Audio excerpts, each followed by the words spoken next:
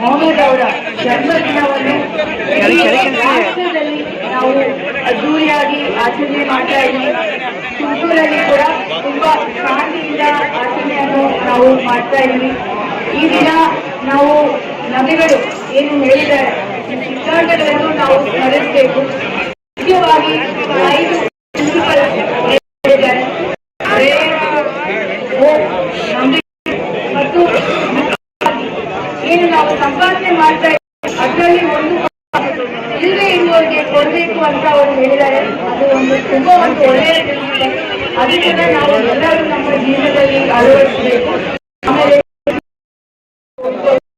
ಸಮಾಜದಲ್ಲಿ ಎಲ್ಲರಿಗೂ ಇದು ಒಳ್ಳೆಯದಾಗುತ್ತೆ ಅಂತ ಹೇಳಿ ಒಂದು ಒಳ್ಳೆಯ ದಿನದಲ್ಲಿ ಮತ್ತೊಮ್ಮೆ ಈ ಮುಬಾರಕನ್ನು ಹೇಳಿ ಪ್ರೀತಿಯಿಂದ ನಾವು ಈ ಒಂದು ಕಾರ್ಯಕ್ರಮದಲ್ಲಿ ಭಾಗಿಯಾಗಿ ಎಲ್ಲರೂ ಕೂಡ ಧನ್ಯವಾದಗಳನ್ನು ಒಂದು ಅವಕಾಶ ಕೊಟ್ಟ ಎಲ್ಲರಿಗೂ ಹಬ್ಬದ ಶುಭಾಕಾಂಕ್ಷೆಗಳು. ಮೊಹಮ್ಮದ್ ಪ್ರಾಫೆಟ್ ರವರ ಈ ಹುಟ್ಟುಹಬ್ಬದ ಶುಭಾಕಾಂಕ್ಷೆಗಳು ನಿಮ್ಮೆಲ್ಲರಿಗೂ ಇರಲಿ. ಅಂಡ್ ಇವತ್ತು ಈಗ ಇದು ನನಗೆ ಇದು 2ನೇ ಈದ್ರಲ್ಲಿ ನಾನು ಭಾಗವಹಿಸ್ತಾ ಇದ್ದೀನಿ. ಬಹಳ ಸಂತೋಷವಾಗಿದೆ. ಕಳೆದ ವರ್ಷ ನೀವೆಲ್ಲ ಬಹಳ ಪೀಸ್ಫುಲ್ ಆಗಿ ಮಾಡಿದಾರ. ಈ ವರ್ಷ ಇನ್ನೂ ಹೆಚ್ಚು ಶಾಂತಿಯುತವಾಗಿ ಸೌಹಾರ್ದದಿಂದ ಒಂದು ಡಿಸಿಪ್ಲೈನ್ ಇಂದ ಅಚ್ಚುಕಟ್ಟಾಗಿ ಈ ಕಾರ್ಯಕ್ರಮನೆಲ್ಲ ಮಾಡ್ತೀರ ಅಂತ ಅನ್ಕೊಂಡಿದ್ದೀನಿ. ನಾವು ಈಗಾಗಲೇ 2 ಬಾರಿ ಈ ಹಬ್ಬದ ಪ್ರಯುಕ್ತ ಭೇಟಿಯಾಗಿ ಹೇಗೆ ಮಾಡಬೇಕು ಅಂತ ಒಂದು ವಿಚಾರ ನಾವು ಡಿಸ್ಕಸ್ ಮಾಡ್ಕೊಂಡಿದೀವಿ. ನಮ್ಮ ವಿಚಾರ ನಾವು ಇಟ್ಟಿದ್ದೀವಿ, ತಮ್ಮ ವಿಚಾರ ನಾವು ಇಟ್ಟಿದ್ದೀವಿ. 2 ಒಪ್ಕೊಂಡು ನಾವು ಇವತ್ತು ಈ ಕಾರ್ಯಕ್ರಮ ಮಾಡಿಕೊಳ್ಳೋಣ ಅಂತ ಅಂದ್ಕೊಂಡಿದ್ದೀವಿ.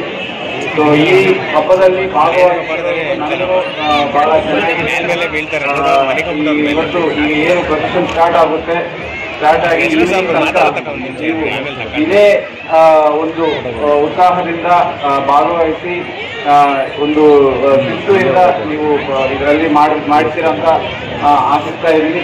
And thank you very much ನನಗೆ ಇವತ್ತು ಇಲ್ಲಿ ಅವಕಾಶ ಕೊಟ್ಟಿರೋದಕ್ಕೂ. ಅಂಡ್ ವೇದಿಕೆ ಮೇಲೆ ಇರುವ ನಮ್ಮ ಎಲ್ಲ ಕಾರ್ಯಕ್ರಮದ ಮುಖಂಡರು, ನಮ್ಮ ಅಧಿಕಾರಿಗಳು, ನಮ್ಮ ಸಹೋದರರು ಎಲ್ಲರಿಗೂ ಹಬ್ಬದ ಧನ್ಯವಾದಗಳು, ಹಬ್ಬದ ಶುಭಾಕಾಂಕ್ಷೆಗಳನ್ನು ತಿಳ್ಕೊಳ್ತಾ ನಾನು ಈ 2 ಮಾತುಕತೆಗಳನ್ನು ಮುಗಿಸ್ತಾ ಇದ್ದೀನಿ. ಸನ್ಮಾನ್ಯ ಅಶೋಕ್ ಸರ್ ಅವರೇ, ಉಪ ವರಿಷ್ಠಾಧಿಕಾರಿಗಳಾದಂಥ ಸನ್ಮಾನ್ಯ ಚಂದ್ರಶೇಖರ್ ಅವರೇ, ಶಫಿ ಸಾಹೇಬ್ರೆ, ಅಕ್ರಮುಲ್ಲಾ ಖಾನ್ ಸಾಹೇಬ್ರೆ, ಎಲ್ಲ ಮಹಾನಗರ ಪಾಲಿಕೆಯ ಮಾಜಿ ಸದಸ್ಯರೇ, ಈ ಮಸೀದಿಯ ಮುತೋಲಿ ಮತ್ತು ಇಮಾಮ್ರವರೇ, ಬಂದಿರುವ ಎಲ್ಲ ಅಣ್ಣ ತಮ್ಮಂದಿರ ನಮಗೆಲ್ಲರಿಗೂ ಗೊತ್ತಿರುವ ಹಾಗೆ ಏನು ನಮ್ಮ ಪ್ರವಾದಿಯವರು ಶಾಂತಿಯ ಸಂದೇಶವನ್ನು ತಂದುಕೊಟ್ರು ನಮಗೆ. ನಾವೆಲ್ಲರೂ ಕೂಡ ಅವರ ಅನುಯಾಯಿಗಳು. ನಾವು ಯಾವತ್ತೂ ಕೂಡ ನಮ್ಮ ನೆರೆ ಹೊರೆಯವರ ಜೊತೆ, ಬೇರೆ ಧರ್ಮವನ್ನು ಅನುಸರಿಸುವ ಜನರ ಜೊತೆ ಸಹಬಾಳ್ವೆಯಿಂದ ನಮ್ಮ ಈ ಮೆರವಣಿಗೆಯಲ್ಲಿ ಯುವಕರು ತಮ್ಮಿಂದ ಆಗುವ ಬೇರೆಯವರಿಗೆ ತೊಂದರೆ ಆಗುವಂತ ಕೆಲಸಗಳು ಯಾವತ್ತೂ ಮಾಡಬಾರದು.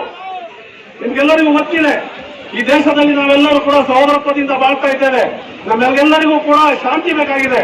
ಇಸ್ಲಾಂ ಕೂಡ ಸಾರಿರೋದು ಅದನ್ನೇ, ಶಾಂತಿಯ ಸಂದೇಶವನ್ನು ಕೊಟ್ಟಿರುವಂತಹ ಪ್ರವಾದಿಗಳ ಜನ್ಮ ದಿನಾಚರಣೆ ನಾವು ಇವತ್ತು ಆಚರಿಸ್ತಾ ಇದ್ದೇವೆ.